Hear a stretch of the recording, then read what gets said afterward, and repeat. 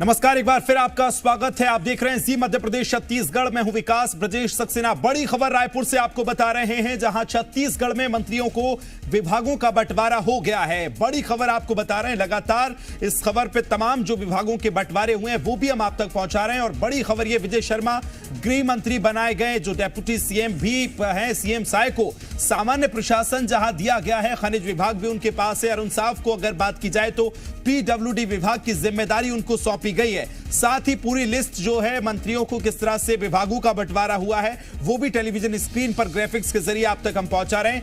रायपुर से ये बड़ी खबर, जहां मंत्रियों के विभागों का बंटवारा जो है कर दिया गया है। छत्तीसगढ़ में विभागों का बंटवारा मंत्रियों को किया गया है। सबसे पहले विजय शर्मा जो है वो गृह मंत्री बनाए गए हैं।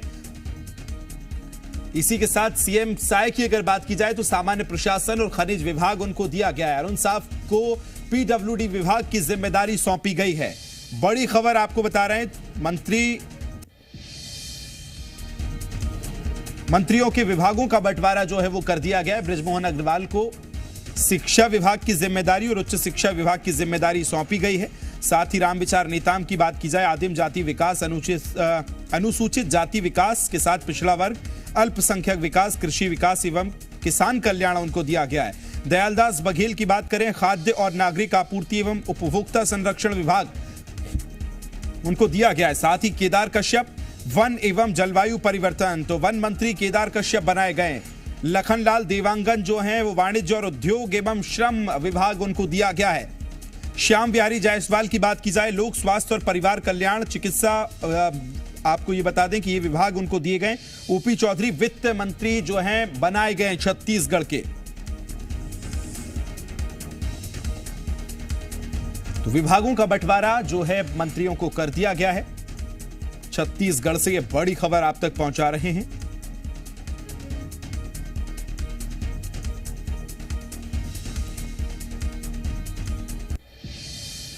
और सहयोगी सत्यप्रकाश लगातार इस खबर पर जुड़े हुए हैं। सत्यप्रकाश, एक बार बहुत जल्दी से बताइए, विभागों का बंटवारा हुआ है, किस मंत्री को कौन सा विभाग दिया, एक बार फिर जल्दी से दर्शकों को बता दीजिए। देखिए, सामान्य प्रशासन विभाग, खनिज, ये मुख्यमंत्री के पास हैं। गृह विभाग का जिम्मा जो है वो विजय शर्मा को मिलता हुआ दिख रहा है। इसके साथ साथ अगर हम कहें तो पीडब्ल्यूडी जो अपने आप में एक बड़ा विभाग होता है वो डिप्टी सीएम अरुण साव को मिलता हुआ दिख रहा है। शिक्षा और उच्च शिक्षा दोनों बृजमोहन अग्रवाल को।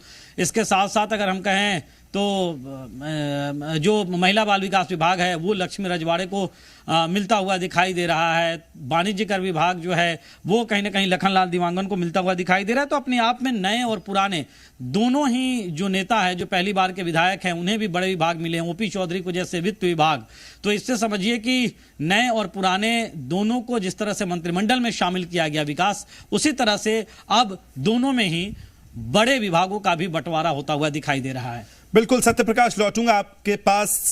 तमाम मेहमान मेरे साथ जुड़े हैं। प्रवीण साहू जी बीजेपी से मेरे साथ हैं और कांग्रेस से सत्यप्रकाश सिंह जी भी लगातार बने हुए हैं।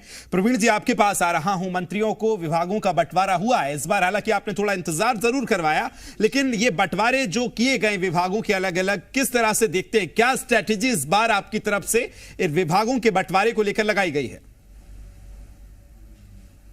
सबसे पहले तो सभी मंत्रियों को उनके विभाग मिलने के लिए बधाई देना चाहता हूं। मैंने पहले भी कहा, उसकी पुनरावृत्ति दोबारा करता हूं कि अनुभव के नेत्र भी है और उत्साह के चरण भी है। सभी वर्गों का समावेश करने के लिए जिस प्रकार हमने आत्ममंथन किया था, और उस आत्ममंथन का परिणाम आज हमको देखने को मिला कि देखिए, सभी उचित व्यक्ति को उनके योग्यता के अनुरूप जो है कार्य सौंपे गए हैं। जिस प्रकार हम कह सकते हैं, आदरणीय मुख्यमंत्री जी को स्वयं सामान्य प्रशासन का विभाग देख रहे हैं, आदरणीय डिप्टी सीएम विजय शर्मा जी को गृह मंत्री बनाया गया। तो सभी के सभी जो है बहुत अच्छा विभाग का बंटवारा है और निश्चित रूप से इनके नेतृत्व में पूरे 5 साल बहुत अच्छी सरकार चलेगी। और मोदी की गारंटी की हमने जो बात की थी, सारे वादे पूरे होंगे, समय सीमा में सारे वादे पूरे होंगे। मैं दोबारा दोहराता हूं कि प्रत्येक वादों के लिए हम प्रतिबद्ध हैं और सारे वादे पूरे होंगे। इसलिए सभी मंत्रियों को अग्रिम रूप से बधाई कहना चाहता हूं कि जो आप सुचारू रूप से काम करेंगे, और जनता को भी बधाई देना चाहता हूं कि आपने जो जनादेश हमको दिया उसको हम स्वीकार करते, आपके हित में हम काम कर रहे हैं और आगे भी करते रहेंगे। प्रवीण साहू जी, पहला रिएक्शन आपका, मंत्रियों को विभागों का बंटवारा हुआ है, क्या कहेंगे, किस तरह से देख रहे हैं?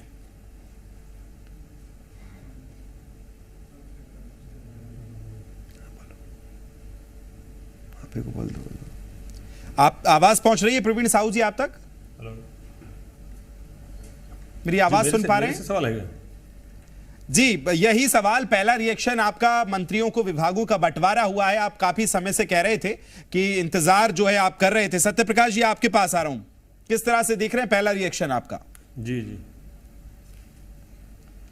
देखिए विकास जी, सबसे महत्वपूर्ण बात यह है कि ये अच्छा लगा, पहले तो मैं सबको बधाई शुभकामनाएं देता हूँ। और ये अच्छा लगा कि अभी तक बेचारे मंत्री थे, ऐसा लग रहा था अनाथ बच्चे की तरह इधर तो घूम रहे हैं, पता नहीं कहाँ ठिकाना है, कहाँ बैठना है, कहाँ उठना है। हाँ। उनको कम से कम एक ठिकाना मिल गया काम करने के लिए। मगर मेरे को ये बस शंका है कि अभी तक जैसे इन्होंने 2 लाख कर्जा माफ का बोल के नहीं किया है, महतारी वंदना का पता नहीं है, 500 सिलेंडर का पता नहीं है, तो वो सब चीजें ना हो, काम करें। जो जनता को इन्होंने भरोसा जताया था, जो घोषणा पत्र में इन्होंने लिखा है, जो वादा किए थे, उस पर काम करें, उस पर आगे बढ़े तो ज्यादा महत्वपूर्ण होगा। अब बस ये एक डर है, ये एक शंका प्रदेश की जनता को कि कहीं सिग्नेचर करने के लिए भी दिल्ली से ना कोई चिट्ठी आ जाए कि साइन करना है कि नहीं करना है, फिर शायद जी कहीं दिल्ली जाएंगे, फिर वापस आएंगे, हाँ साइन करना है, बस वो ना हो। क्योंकि जनता के से अनहित बहुत होता है, क्योंकि जहां के किसान, मजदूर, युवा, हर किसी का जो काम है रुक जाता है। बार बार दिल्ली ना जाए, आप अपने काम करें। प्रकाश जी, आज हम पहले विभागों के बंटवारे पे बात कर लेते हैं, विभागों पर बात कर लेते हैं, उसके बाद योजनाओं पे चलेंगे, दिल्ली की गाड़ी पर भी बात करेंगे। विभागों के बंटवारे को कांग्रेस किस तरह से देख रही है इस बार जो 8 दिन का वक्त लगा है? विकास जी, वही मैं बोल रहा हूं, वक्त लगा, वो तो इनका अंदरूनी कला था, वो सबके सामने खुल गई थी। मगर मैंने बोला ठीक है, वक्त लगा, आपको मिल गया है तो आप काम करें, उसके आगे बढ़े, घोषणा जो की उस पर काम करें। विभाग आपको बहुत देर से मिला, आपको अंदर तो जनता के सामने आ गई थी, मगर ठीक है, आपने अगर विभाग मिल गया तो अब काम करें। वही मैं बोलना चाह रहा हूं कि अब काम करें, जो आपने वादे किए उस पर काम करें, उस पर आगे बढ़े। मगर यही दिक्कत है कि कहीं दिल्ली बार बार आना जाना ना लगा रहे, पर्चियां कहीं आदान प्रदान ना चलता रहे दिल्ली और रायपुर में, बस वही एक जनता में शंका है। और वही विपक्ष के रहते हम इनकी जो घोषणा की थी, अगर वो कहीं रुकेंगे तो हम सदन से सड़क तक लड़ते रहेंगे, आवाज उठाते रहेंगे, विपक्ष के नाते जनता की आवाज हम उठाते रहेंगे, इनको वो काम करने पड़ेंगे। विभाग आपको लेट मिला है, अंदरूनी जो कला थी उसमें उसकी वजह से मिला, वो सबके सामने है, उस पर बार बार बोलने में कोई औचित्य नहीं है। चलिए प्रवीण जी, जवाब दीजिए, अंदरूनी कला की वजह से वक्त लगा, कह रहे हैं सत्यप्रकाश जी। शुरू करेंगे।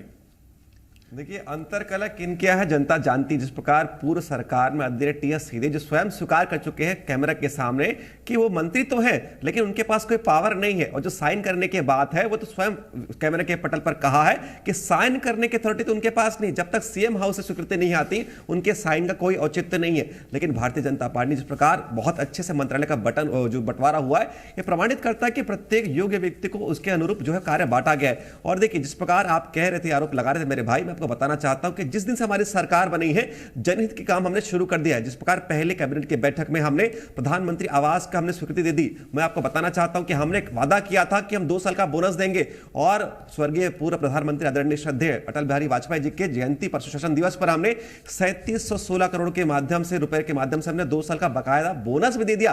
तो प्रत्येक वादे के लिए हम जो है हम प्रतिबद्ध है, चाहे वो बोनस की हम बात करें, चाहे महतारी वंदन योजना की बात करें। लेकिन जनता जानती है कि भारतीय जनता पार्टी जनता की सेवा वाली पार्टी है। और पिछले 5 साल जिस प्रकार जनता ने देखा कि जो कांग्रेस सरकार जो आती है सत्ता में, केवल भ्रष्टाचार करने के लिए आती है। मैं आपको पूर्ण गारंटी के साथ कहता हूं कि इस 5 साल के कार्यकाल में जनता को एक भी विषय भ्रष्टाचार को देखने को नहीं मिलेगा, क्योंकि हमारी जो पार्टी केवल जनता की सेवा के लिए आई थी।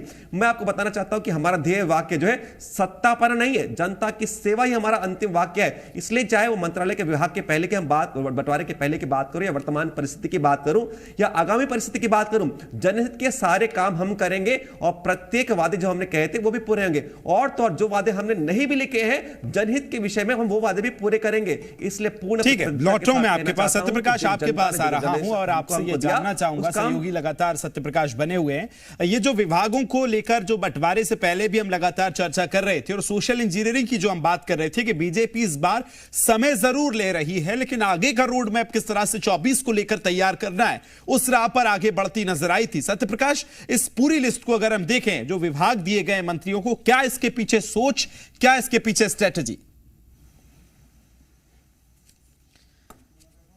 देखिए, संतुलन बनाने की कोशिश है और सामने लोकसभा का चुनाव है, तो उस लिहाज से भी बेहद जरूरी हो जा रहा है कि एक तो मंत्रिमंडल में भी संतुलन और दूसरा विभागों में भी संतुलन। मंत्रिमंडल में संतुलन बैठाने की कोशिश पहले हो चुकी है, चूंकि मुख्यमंत्री, दोनों डिप्टी सीएम और मंत्रियों का शपथ ग्रहण पहले हो चुका था। अब बात थी विभागों की, तो विभागों में भी कैसे विभागों के बंटवारे के साथ साथ संतुलन हो, ये कहीं ना कहीं एक कोशिश की गई है। अब मसलन कहें तो ऐसा भी नहीं है कि जो पहले मंत्री रह चुके हैं उन्हें एकदम से छोटे विभाग दे दिए गए हों या ऐसे विभाग दे दिए गए हों जहाँ पे काम कम हो या जहाँ जिसका प्रभाव कम हो। मसलन अगर देखिए तो रामविचार नेताम को कृषि विभाग मिलता हुआ दिख रहा है, कृषि विभाग मिलता हुआ दिख रहा है रामविचार नेताम को। मतलब कि समझिए कि छत्तीसगढ़ की कृषि आधारित पूरी अर्थव्यवस्था है लगभग, तो ऐसे में एक बहुत बड़ा विभाग हो जाता है। और खेती किसानी कृषि ये बहुत बड़ा मसला रहा है छत्तीसगढ़ में। उनकी उन्नति, उनकी तरक्की कैसे हो और उनकी तरक्की के साथ ही छत्तीसगढ़ और डेवलप हो सकता है, इस बाबत लगातार राजनीतिक विश्लेषक चिंतक अपनी बात रखते हैं। तो एक बड़ा विभाग मिला। इसके साथ बृजमोहन अग्रवाल की अगर हम बात करें तो बृजमोहन अग्रवाल को उच्च शिक्षा, इसके अलावा शिक्षा, ये दोनों बहुत बड़े विभाग हैं, क्योंकि शिक्षा में हमेशा से बहुत काम करने की गुंजाइश रहती है और अभी भी बहुत काम करने की गुंजाइश है। तजुर्बेदार नेता हैं, 8 बार के विधायक हैं, संसदीय मंत्री भी बनाया गया है। केदार कश्यप को वन विभाग दिया गया। वन महकमा अपने आप में बड़ा महकमा है, क्योंकि छत्तीसगढ़ का बड़ा भूभाग वनाच्छादित है और ऐसे में वनों को लेकर जो है वो लगातार कैसे और डेवलपमेंट हो वनों में, नरवा या दूसरी जो योजना पिछली सरकार की रही, अब क्या होगा, ये तमाम चीज़ें जो हैं वो देखने वाली होगी। इसके साथ ही अगर देखें तो जो पहली बार विधायक जैसे ओपी चौधरी बने और उन्हें वित्त विभाग हुआ मिलता हुआ दिखाई दे रहा है, तो समझिए कि अपने आप में वित्त विभाग बहुत बड़ा विभाग है। और अमूमन जैसा मैंने पहले भी कहा कि ये मुख्यमंत्री के पास ही रहा करता है। अमर अग्रवाल वित्त मंत्री थे कुछ सालों तक, लेकिन अमूमन ऐसा ही ट्रेंड रहा है। इसके अलावा भी अगर हम कहें तो महिला बाल विकास, चूंकि लक्ष्मी रजवाड़े पहली बार की विधायक उन्हें जाता हुआ दिख रहा है। तो कुल मिलाकर अगर हम कहें विकास, तो एक संतुलित मंत्रिमंडल और संतुलित मंत्रिमंडल के बाद विभागों में भी संतुलित बंटवारा कैसे हो, इसकी कोशिश कहीं ना कहीं होती हुई दिखाई दे रही है। संतुलित मंत्रिमंडल को विभागों का बंटवारा हुआ है। सत्यप्रकाश सिंह जी, एक बार फिर मैं आपके पास आ रहा हूं। आप कह रहे हैं कि ऐसा ना हो कि बार बार दिल्ली की तरफ आप इशारा कर रहे हैं, तो ये बात तो मुझे लगता है कि आपके लिए और थोड़ी टेंशन को बढ़ा देगी, क्योंकि प्रवीण जी जो दावा कर रहे हैं और वो कह रहे हैं कि एक बेहतरीन संतुलन इस मंत्रिमंडल में विभागों को दिया गया है, जो सोशल इंजीनियरिंग भी है, 24 के लिहाज से भी रोड मैप तैयार है, तो फिर ये तो मुश्किलें बढ़ाता है आपकी।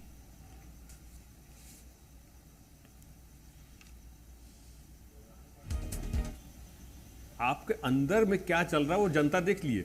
आपके अंदर में जो कलह चल रहा है, जिसकी वजह से आप मुख्यमंत्री थे, 1 हफ्ते में बनाते हैं, 1 हफ्ते बाद आपका मंत्रियों की शपथ ग्रहण होता है, उसके 1 हफ्ते बाद आप मंत्री विभाग बांटते हैं। तो ये आपके अंदर की जो कला है वो जनता के सामने आ गई और इसी से जनता परेशान है। लेकिन जैसे मैंने बोला कि ये आपको अंतर कलह को साइड में रखना पड़ेगा। समय अगर लग रहा है इसे अंतर कलह किस आधार पर कह रहे हैं, थोड़ा ये भी स्पष्ट कीजिए, दर्शकों को बेहतर समझ में आएगा।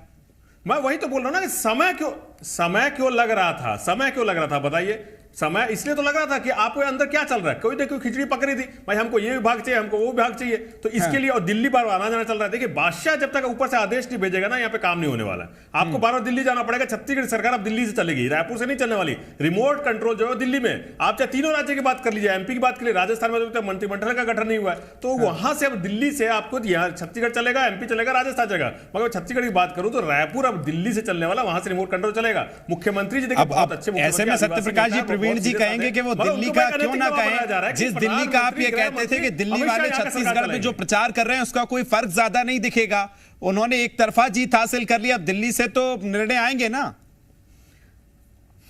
विकास जी एक बात बताइए, हमारा वोट शेयर में कितना कमी आई है? हम इनके जैसे नहीं गए ना, 10, 12, 14 वाले नहीं है, हम 35 पे हैं। वोट शेयर मात्र 0.36 है। 4 राज्यों का आप मिला लीजिए तो भी 9.5 लाख से ज्यादा वोट हम ही को मिले, तो हम वहां मजबूत विपक्ष के नाते। अच्छा एक बात बताइए सत्यप्रकाश जी, एक चीज बताइए, वोट शेयर की आप बात करते हैं, एक छोटा सा मेरा सवाल इसी से ऐड है, क्या ये वोट प्रतिशत जो है और जो नतीजे इन 3 स्टेट्स में आए, इन नतीजों से कांग्रेस पार्टी खुश है? अगर वोट शेयर इतना ही बना रहे तो आगे ऐसा मिलता है तो खुश रहेंगे आप? नहीं है ना सर, सरकार तो चली गई है ना। जो हमने काम किया उस पर जनता ने भरोसा जताया। वोट शेयर हमको बढ़ाना है, मगर मैं अभी बात करूं, वोट शेयर हमारा वहीं का हो तो दिखता है कि हमने सरकार तो चली गई है ना सर। ठीक है, मैं जवाब ले रहा हूं, लौट रहा हूं सत्यप्रकाश जी आपके पास। प्रवीण जी जवाब दीजिए, वो कह रहे हैं कि इतना जो वक्त लगा वो खींचतान मची थी कि ये विभाग मुझे, ये विभाग मुझे। जवाब दीजिए प्रवीण जी। आ रहा हूं सत्यप्रकाश जी। देखिए सबसे पहले तो इनके बातों पर मैं उत्तर देता हूं। इनकी बौखलाहट दिखा रही है कि अपनी हार को स्वीकार नहीं कर पा रहे। जो कांग्रेस पार्टी पहले 75 पार का नारा दे रही थी वो तो 35 तक पार नहीं कर पाए। और इस प्रदेश को कांग्रेस पार्टी का एटीएम बनाने का किसी ने काम किया तो कांग्रेस पार्टी ने काम किया। जो हम पर आरोप लगा रहे कि हमारी सरकार दिल्ली से चलती है, मैं इनको कल उदाहरण देता हूं कि कल आपके कांग्रेस पार्टी का स्थापना दिवस था। आपके स्थापना दिवस में राष्ट्रीय अध्यक्ष थे, अच्छी बात है, लेकिन राहुल गांधी जी वर्तमान में कौन से आपके राष्ट्रीय पद पर है? जो वहां पर झंडे के जब रोहन हो रहा था तब वहां पर थे। थे, क्योंकि मैं बताना चाहता हूं और जनता जानती भी है कि कांग्रेस पार्टी के लिए केवल एक गांधी परिवार ही पूरी पार्टी है, लेकिन भारतीय जनता पार्टी के लिए पूरा प्रदेश, पूरा देश हमारी पार्टी है। और रही बात, देखिए इनके आरोपों के मैं क्या बताऊं, जिस प्रकार इनके चंद्रशेखर शुक्ला जी प्रदेश के महामंत्री आरोप लगाते हैं कि दिल्ली के नेता यहां कर अयाशी करते हैं, तो यही तो इनका आला कमान है। एक हमारा आला कमान है जो देश की चिंता करता है, और इनका आला कमान यहां आकर अयाशी करता है, इनके नेता स्वयं स्वीकार करते हैं। और विभागों के बंटवारे की बात करूं तो मैं आपको पूर्ण जवाबदारी और पूर्ण साहस के साथ कहता हूं कि जिस मंत्री को जो जवाबदारी दी गई है पूर्ण निष्ठा के साथ काम करेगा। जिस दिन से हमारी सरकार बनी है हम जनता के हित में काम कर रहे हैं, चाहे प्रधानमंत्री आवास की बात करूं या 2 साल के बकाया बोनस की बात करूं। लेकिन जिस प्रकार पिछले 5 साल की बात करता हूं, प्रधानमंत्री आवास पिछले 5 वर्षों में रोक दिया गया था, और रोकने का कारण क्या था कि इस आवास की योजना में प्रधानमंत्री का नाम था। तो यही तो कांग्रेस की मानसिकता है कि जहां पर भी प्रधानमंत्री का नाम आए उस योजना को रोक दो। लेकिन यह डबल इंजन की सरकार है, जनहित के सारे काम करेंगे, जितने वादे हमने किए उस वादों के लिए हम प्रतिबद्ध है। चाहे वो हम 2 साल के बोनस की हमने बात की, चाहे वो महतारी वंदन योजना की बात करूं, चाहे रामलीला के दर्शन की बात करूं, चाहे वो 1 लाख सरकारी नौकरी की बात करूं, प्रत्येक जो हमने वादे किए हैं उसको इस 5 साल में हम पूरे करेंगे। और लेकिन इस प्रकार पिछले 5 साल में अपने भ्रष्टाचार की पराकाष्ठा देखी, चाहे वो शराब घोटाला हो, चाहे कोयले के दलाला हो, चाहे वो महादेव घोटाला हो, एक घोटाला आपको देखने को नहीं मिलेगा, केवल जनहित के काम देखने को मिलेंगे। चाहे वो शिक्षा के क्षेत्र में हो, चाहे स्वास्थ्य के क्षेत्र में हो, चाहे सुरक्षा के क्षेत्र में, प्रत्येक क्षेत्र में जो विकास की गाथा रुक गई थी, ठीक है। विकास की गाथा सत्यप्रकाश जी, बहुत छोटा सा एक आंसर आपका काउंटर ले रहे हैं, समय की अपनी सीमाएं, समय मुझे रोक रहा है। सत्यप्रकाश जी, देखिए विकास जी, जैसे मैं बोला कि अभी इन्होंने काम क्या किया, बोनस में देख लिया, 16, 17, 17, 18 की बात करें, 13, 14 की दी, उसमें डंडी मार ली। उसमें भी आज प्रतिष्ठित अखबारों में खबर छपा के आधे से ज्यादा किसानों को बोनस उसमें भी नहीं मिला, वहां डंडी मार ली। 3100 जो समर्थन मूल्य बोला, अभी तक उन्हें पूरे बजट में भी आता पता नहीं है, 3100 की बात है नहीं, सिलेंडर का पता है नहीं, माता 24 के लिहाज से बात कर लेते हैं। अभी जो आपने सवाल पूछा था कि 24 पर कैसे आगे बढ़ेंगे, तो क्या स्ट्रेटेजी है इस बार सर 24 के लिहाज से आपकी? वही तो मैं बोल रहा हूं ना कि इनके काम देखिए क्या किए इन्होंने, उस पर मैं बात कर रहा था। देखिए हमारी अगर मैं बात करूं 24 की आप बात कर रहे हैं, जैसे मैंने बोला हमने यहां वोट शेयर कितना हुआ है उसको हमको बढ़ाना है, उस पर हम काम कर रहे हैं। आपको उसका नतीजा 24 में दिखेगा, लोकसभा में 11 सीटें जब यहां पे दिखेगी। हमारे बूथ स्तर पे काम चल रहा है, हमारे जो वार्ड स्तर पे काम चल रहा है, हम जो कार्यकर्ता वो जमीनी स्तर पे काम कर रहे हैं, हमने वहां पे मजबूती के साथ खड़े हैं, तभी तो देखिए कि वोट शेयर कैसे हुआ और उसको बढ़ा रहे हैं। और देखिए सबसे महत्वपूर्ण बात, हमसे ज्यादा यहां की जनता, प्रदेश की जनता, देश की जनता खड़ी है कि 10 साल आपने हमको सिर्फ ठगा है, 2 करोड़ रोजगार के नाम पे ठगा, महंगाई के नाम पे ठगा, बेरोजगारी के नाम पे ठगा, पेट्रोल डीजल के नाम पे ठगा, सिलेंडर के नाम पे ठगा। परिणामों में नजर आने थे, लेकिन आगे लोकसभा है। आप दोनों को शुभकामनाएं, आप दोनों मेरे साथ जुड़े, दोनों का शुक्रिया। सत्यप्रकाश जी, प्रवीण जी आपका भी, और साथ ही सत्यप्रकाश आपका भी बहुत शुक्रिया मेरे साथ जुड़ने के लिए।